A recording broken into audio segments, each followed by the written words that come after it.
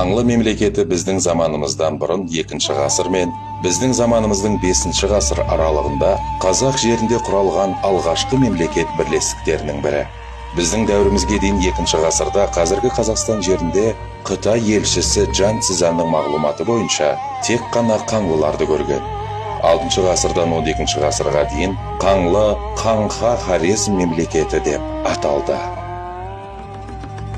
Біздің заманымыздан бұрын 2-ші ғасырдың орта шенінде Іледен Амударияға қоныс аударған дарушылар тайпаларынан бөлініп, қалған рулардың Талас өзенінің бойында қайта бірігу нәтижесінде құралған Қаңлы мемлекетінің аумағы Евразияның біртұтас жерлерін қамтыды. Қаңлылардан адамзат өркениетіне қосқан қомақты үлесі деп жер жүзіне әйгілі болған тұлғалар бар. Қорқыт ата, Абу Насыр әл-Фараби, Осман хан, Қожа Ахмет Яссауи, Ер Тұғырыл.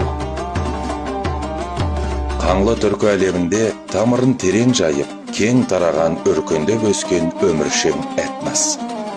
Қазақ халқының жадында сақталған Қаңлы әулетінің бойына болмысына тән тектілік пен парасаттылық та ұлттық өнеге үлгінің бірі.